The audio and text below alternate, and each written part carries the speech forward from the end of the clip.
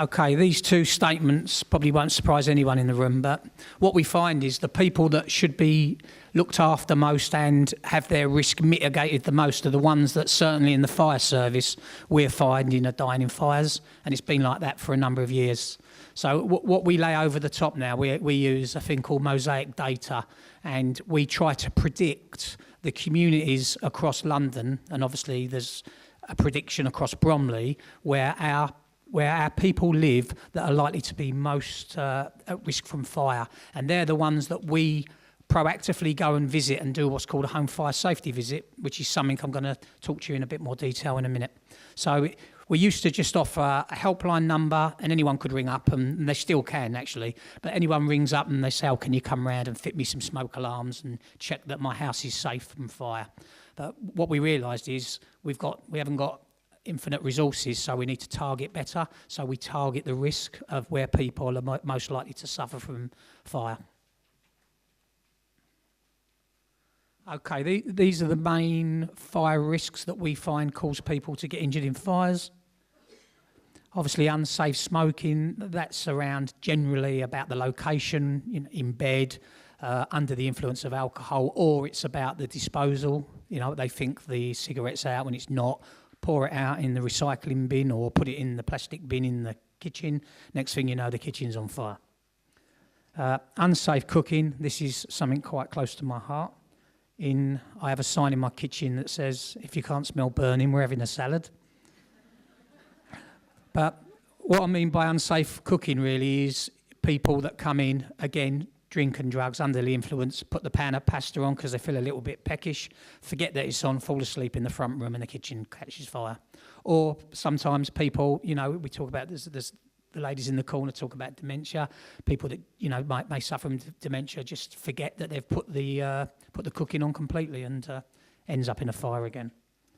Unsafe heating. Luckily, we're actually starting to find less and less of this because we're moving away from things like free bar fires, electric fires that didn't have thermostatic controls and cutouts, and we've got a lot more safety around that. But we still find certain, mainly in the elderly if I'm honest, but people starting to dry clothes, putting clothes over the top of it to dry them, again, forgetting they're on there and ends up in a fire.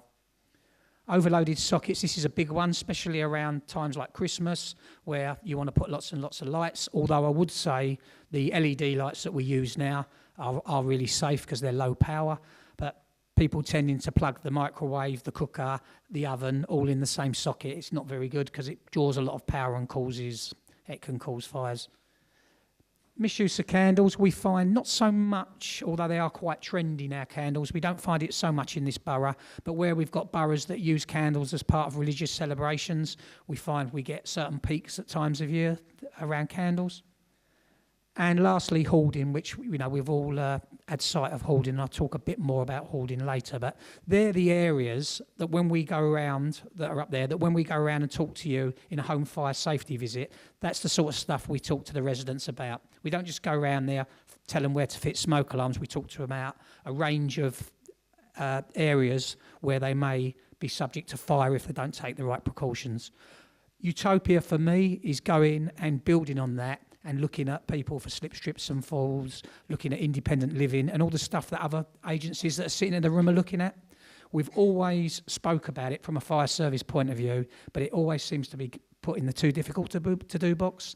So, and I say it quite a lot, that statement, and I don't know the answer, but I think it's something we should all definitely be working to, and we are making some movements with it. Okay, two things that we do above the physical checks that I've just mentioned, and these are the two that people don't generally think about.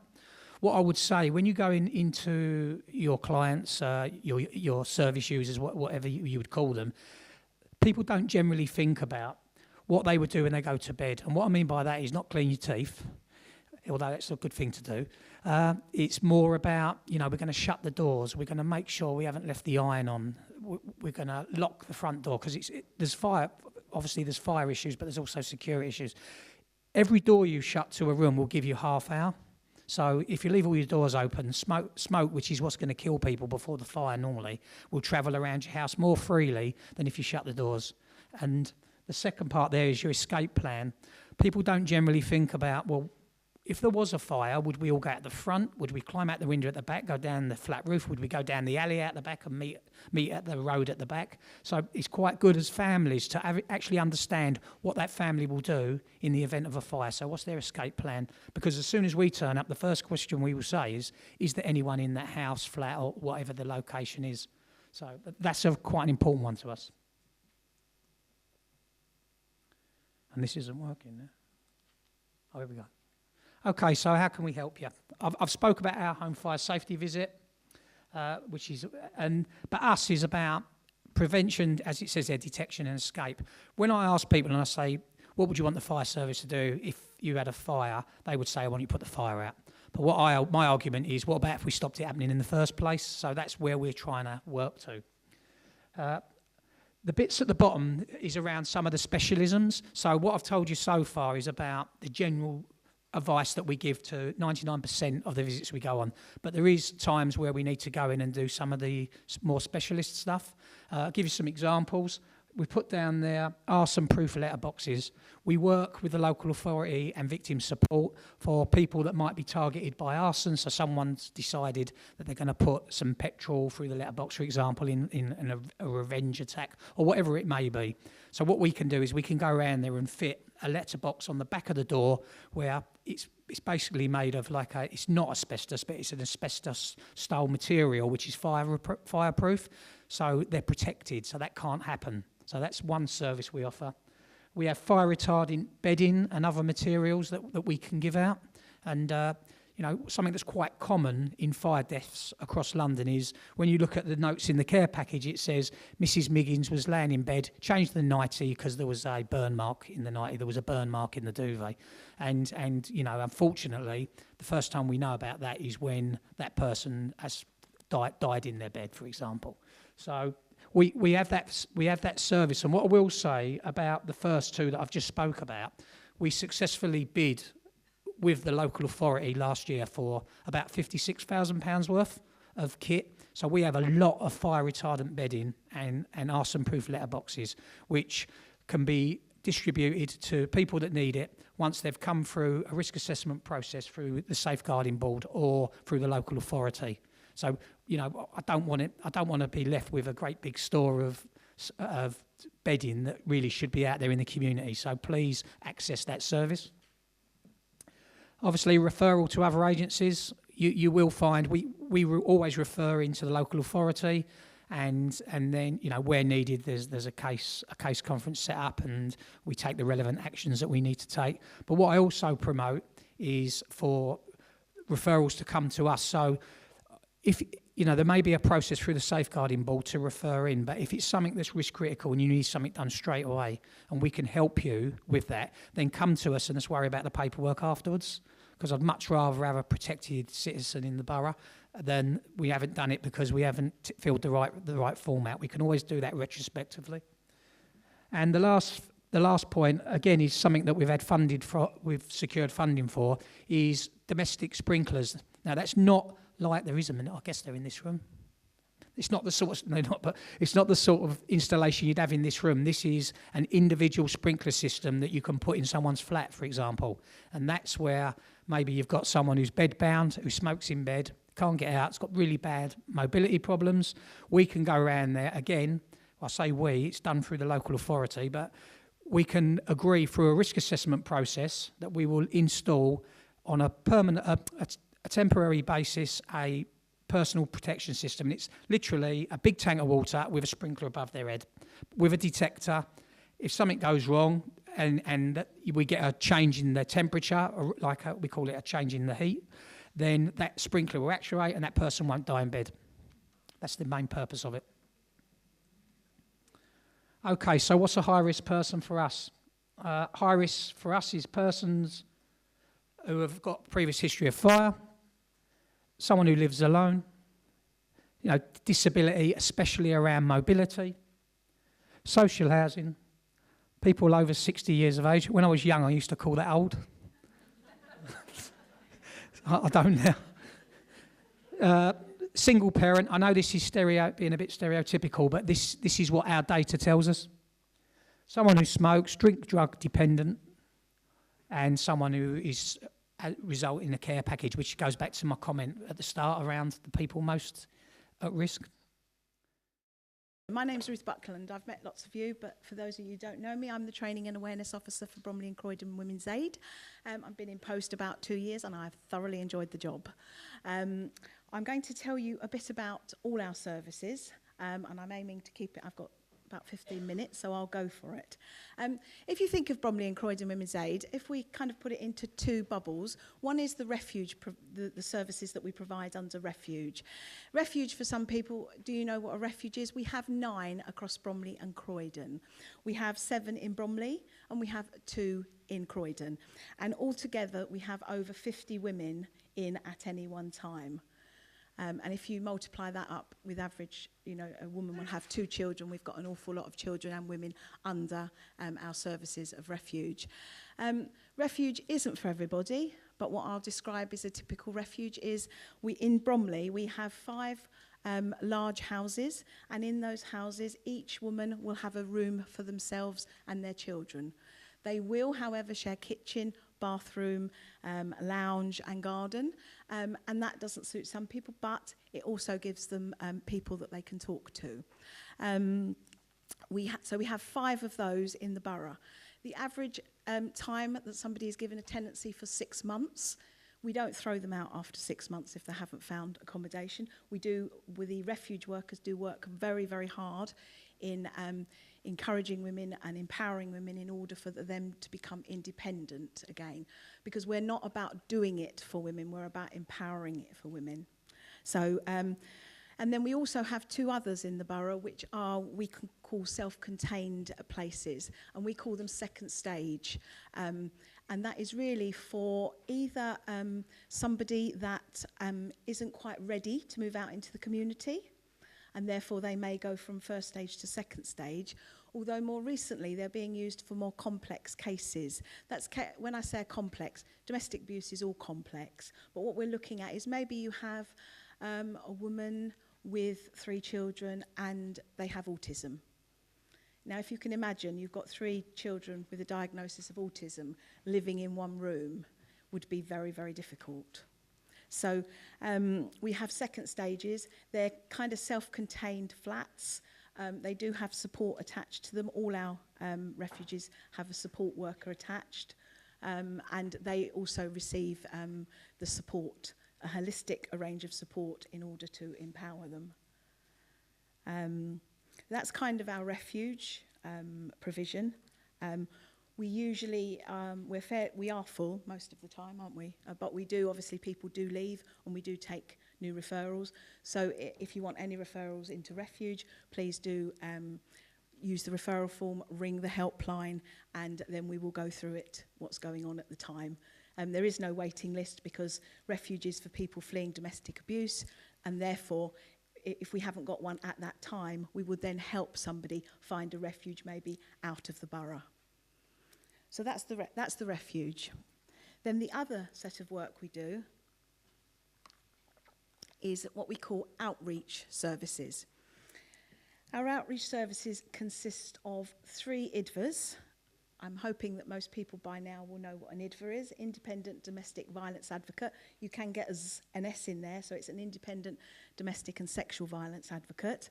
So we have 3 of IDVAs. IDVAs work with high-risk women of domestic abuse. That is women that score over 14 on the RIC assessment. However, if it's over 10, it is advised that you consult an IDVA and talk to them about the case. If you're not sure because you don't fill in risk assessments of the risk and you still think you have a high-risk case, please do ring in and talk to us about it. Because we know that everybody's remit is not necessary to fill in RICs, dash RICs, whatever you want to call them. So we have those. Those 3 workers co-locate around the borough. We have one will be sitting in the LAC team. We've had a little break of that, but we're looking at the LAC team. We're looking at the adult early intervention team. We're looking at the police station. We're looking at BDAS. And I think that's... Oh, and Bromley Children's Project. I thought there was 5, thank you. So they spread their time over those 5 areas, as well as being in the head office. So hopefully if you work in any of those, you will be aware who the IDVA is. And please do make yourself known to her. So that's our IDVA work. So that's with high risk. We also have an outreach service for medium to standard and medium risk. That is mostly, by the nature of the funding, because it's not a great deal of funding that's available for that, that is basically telephone work, emotional and practical support, and that's in the same way as an IDVA would work, but with people that are at less a risk. The good thing of having both of those services within the same organisation is that, as you probably know with domestic abuse, risk goes up and down by the minute possibly, certainly hour or day. So if we're finding that we've got somebody that is maybe working with the outreach service for medium and then something happens and the risk escalates, we can then pass them over to the IDVA, who will then do the crisis working. And then if the risk goes down, which is brilliant, but they still need some emotional support, then the client will then go back to the outreach service. So it's a very, very fluid process. We also have a young person's officer. We actually have 2 because they job share. But the role is to work with young people between 13 and 20, although they do go a bit higher than that, don't they? Because we run a support group for older. But I'll tell you about that in a minute. That's for young people either experiencing domestic abuse with a boyfriend, intimate partner, but also if they're living in a family where domestic abuse is occurring. That service has been in post the same as mine. It's run by the Big Lottery, funded by the Big Lottery, and the number of referrals we have found is ever increasing. So it was definitely something where we identified there was a gap in the services, and luckily we've been able to fill that. We also have community the support groups are run out of BCWA. We run Keys to Freedom, and we also run the Freedom. I hope most of you have heard of those. They're run term time only, in order that it suits the clients. And they do have a creche. So if women have got children under school age, then a creche will be provided. They're very similar in what they do. They are different, but I haven't got the time to go into the exact difference of them. But what they basically do is look at empowering women, look at talking about domestic abuse, not raising their awareness of domestic abuse, because they could teach us about domestic abuse, but raising the awareness of the impact of it and how it affects people. So there's 2 support groups going on every term, so 6 a year we're talking about. We also, since the young people's post has come in, it was soon identified that sometimes women between the ages of 16 and 25 that need a support group struggle in the Keys to Freedom and Freedom because they're with a different age women. So what the young people's officer has done is actually developed a support group for young people, and that is looking at domestic abuse, but more under the umbrella of healthy relationships. So we're looking at healthy relationships. We're looking at body image. They're looking at texting. They're looking at all the technology around making people safe. So it's slightly different to the Freedom and the Keys to Freedom, but it's very relevant to that age group. So that's also available. Also, the one-stop shop. I hope everybody here knows about the one-stop shop. Thursday afternoons, Community House, 1:30 to 4. It is a drop-in, so clients do not need to have any appointment. They can just go along, and at the drop-in, they have access to 4 services. That is solicitor, housing, police, and a member of BCWA. So they can decide if they want to see 1, 2, 3, or 4 of the services up there, and they can get some free advice. I must say that if you're advising anybody to go for the solicitor, I'm suggesting that they get there early, because as you can imagine, the solicitors have a lot of work, because to get legal advice is quite expensive. So the chance in the borough to have free legal advice is very much needed. So that's just a word if you are suggesting that anyone goes around there. And the final outreach service we do is one for the perpetrators, which I'm very pleased about, because we talk a lot about what's available for the victims, but it is really important that we also provide a service for perpetrators of domestic abuse. The service is not run by us, it's commissioned by us, it's run by the Domestic Violence Intervention Programme. It's a very therapeutic course, and it's run over 26 to 30 weeks. It's free to anybody any perpetrator in the borough. The course, I've looked at the statistics on the course is very good. The issue that we have is getting the bums on the seats. And the reason for that is there is 2 remits that DVIP want in order to have a person come on their course. The first one is there's no criminal case going ahead. That's not too bad. The second one is that the abuser has to accept that there is abuse within the relationship. And if you know, as you know, with domestic abuse, everything is usually down to the victim's fault. So it's sometimes difficult to get perpetrators to be accountable. If that is the case, and you do have anyone that does actually accept that there is abuse in the relationship, refer them in, and the course does seem to be very successful. So that's our outreach service. We also have a couple of other services. We have a very small schools programme, which we would love to increase if anybody wants to throw any funding our way. Sorry, I don't know if I should have said that. We have a very small schools funding, and this is for primary school children. The young persons worker goes into secondary schools, so we've covered the secondary schools to a certain extent. But primary schools, they do 2 types of courses. They do 2 courses. One is called Healthy Relationships, and that is for children in the school that they go and deliver it to the class. And they're not talking about domestic abuse because these are primary school children, but they're talking about healthy relationships and unhealthy relationships. It can also include relationships with peers. So it's not focused on domestic abuse. It is more focused about how we deal with relationships. So, and then the second one that we run is called Helping Hands. And Helping Hands is about, they do mention domestic abuse, but the children that go on that course are children that the school has identified has been in a domestic abuse family. So it's clear that these children have experienced domestic abuse. And the course is not necessarily about talking about domestic abuse, it's about talking about how they feel and getting them to talk about what it's like, and maybe talk about what happens when mum and dad argue. Is there a safe place for you to go? So they do mention things that go on in the house, but it's really about making a child safe and feeling that they can talk about their feelings. So those are the 2 children's programmes. We also have a children's service which runs out of the refuge, and they do one-to-one work with the children, play activities. They maybe have the children while mum's having a one-to-one with the refuge officer. It's not a babysitting service, we don't do that at all. It is on the premises with mum in the refuge. And we also do other activities during half term, and our ladies will take them out on trips during the half term with the mother, not as a thing. So it's a family days out. So the children's service does lots of things around looking at the needs of the children.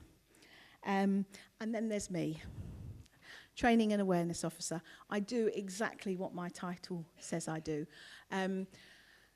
I'm commissioned by Big Lottery funding. It was a 5-year funding, which was brilliant. It's really basically about training. There's 2 prongs to it. The training is about giving formal training of any sort around domestic abuse, the impacts, why people don't leave. I've also developed a package for staff at schools, an hour package in order that at the end of the day, so for teachers. I'm also delivering risk assessment training and referral to Marek training at the moment to housing, but that is something that I'm happy to deliver out there. I also do the training that Constance mentioned at the beginning for the Adult Safeguarding Board. So if you need training in Bromley and you look on the website, I will come up. So that's all the training I'm doing at the moment. And then my other hat is awareness. So for that, that's about going out and literally a bit like today, chatting about Bromley and Croydon Women's Aid, chatting about domestic abuse, but in a much more formal setting. And if and some of the things that I've been at today, we've talked about, you know, it's okay doing risk assessments if you know that somebody is experiencing domestic abuse. But sometimes professionals don't know that, but family members may do. So this is about raising awareness of domestic abuse in any situation that anybody wants to invite me. So if you want to invite me to chat about domestic abuse to a sports club, to anything like that, I don't go to Christmas dinners though, okay, so don't invite me to your Christmas dinner. But literally to raise awareness of domestic abuse, the impacts of it, from as little as 10 minutes, I can come to team meetings. Just give me an email, and we can work something out. And the final thing that we have is our volunteers, which I must thank from the bottom of my heart. We could not run our charity without volunteers. At the moment, we have a volunteer manager, but at the moment we have 30 volunteers, in excess of 30 volunteers that work for us and give their time free. They do helpline work, they run courses, they come out with me for training, they do refuge work. They literally do anything they write. And there's one that writes the newsletter. So what we do, we welcome volunteers, tell us what you're good at, and we'll find you a little job. But we couldn't run without them. So that's our services. I think I've got it in just about the right amount of time. I'm going to pass you back over to Constance, who will tell you about a new piece of really exciting funding that we've got, and then I think we'll have any questions. So we just started a new project. If you were in the workshop by Nicola earlier on domestic homicide, you'd have seen the statistics on women who are more vulnerable, who experience high levels of domestic abuse and including domestic homicide. So, and it actually really mirrors our experience and what we see in our statistics. So one of those groups is women of black and minority ethnic origins. And to this date, nothing specific has ever been delivered in Bromley for this client group. So we were proud. We did a piece of research in Croydon last year, and based on that research, we held focus groups and heard from women who've experienced domestic abuse what they need, the kind of services they're looking for. And consequently, once there was a funding opportunity, we worked with the Croydon BME Forum and another partner, the Asher Project in Lambeth, who deliver refuge service for women of South Asian origin. And we developed a program of drop-in support groups, which is what the women have asked for. They've also asked for training and awareness. They've asked for professionals to be trained in really understanding the barriers that the women experience, and also they've asked for their communities to be trained in understanding domestic abuse, because there's one of the barriers is stigma. It's the huge correlation between domestic abuse and mental health, and the stigma around mental health in many communities. And it's this real fear of social services. A lot of their abuse would have centered around immigration, their children. They would have been told that, you know, if you report this, then you'll be deported, your children will be taken away, your children will be deported. So they asked for a group in confidential spaces, informal, that can just pop by. They asked for peer support. So we've now, across Croydon, Bromley and Lambeth, we have coffee mornings. We've got some flyers with us. They don't disclose the locations because we don't want it widely distributed, but it's got the contact details, so anyone can ring up, find out when they are, and come along, can just drop in. And the worker who runs the groups also provides outreach support specifically for this client group. So yeah, I hope you all come along and can pick up a flyer and refer any clients that meet the criteria. So just again, thank you very much for having us today.